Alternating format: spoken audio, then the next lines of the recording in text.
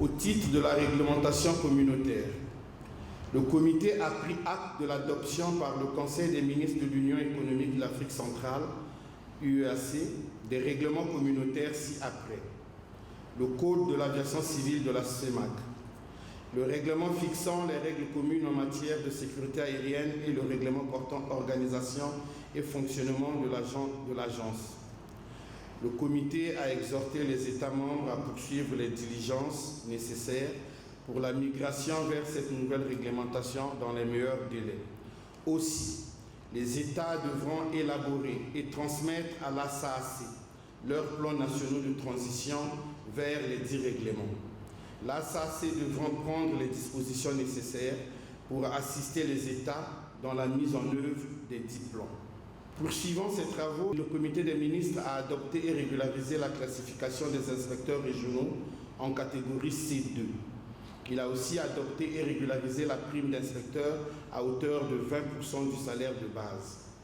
Mandat a été donné au directeur général de la SAAC d'approfondir la réflexion sur une rémunération juste et pertinente du personnel technique de la SAAC. Au titre du fonctionnement de la SAAC, le comité des ministres a examiné et adopté le rapport d'activité 2023.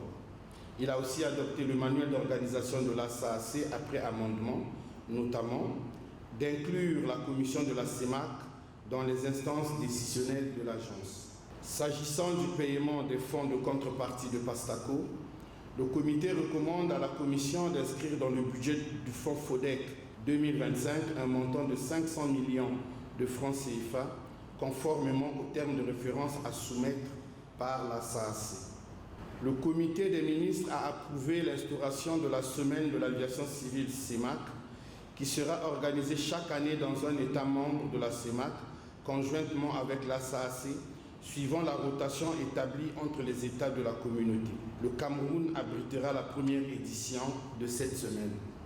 En ce qui concerne les états financiers, le comité des ministres a pris acte du rapport provisoire du contrôleur financier au 31 décembre 2023, du compte de gestion exercice clos au 31 décembre 2022, du compte administratif provisoire au 31 décembre 2023, du plan d'action du budget SAAC 2024. S'agissant du compte de gestion exercice 2023, le comité a apporté des observations devant être prises en compte dans le rapport final. Par ailleurs, le comité des ministres a demandé à la direction générale de procéder désormais à la présentation pour approbation des états financiers de l'agence, du plan d'action, du budget et de toute autre question relevant de son autorité conformément aux règles en vigueur. Au titre du mécanisme de financement de la SAAC, le comité des ministres a approuvé l'instauration de la redevance de sécurité aérienne pour un montant de 1 000 francs CFA pour les vols régionaux et 1 500 francs pour les vols internationaux au profit de la SAAC. S'agissant des notes d'information, le comité des ministres a pris acte de la signature prochaine de la convention de partenariat SAAC-CCA.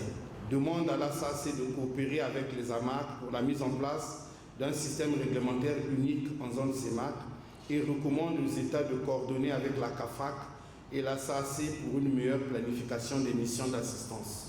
Par ailleurs, la République du Tchad a fait une communication concernant la candidature à présenter au poste de directeur général de la SECNA.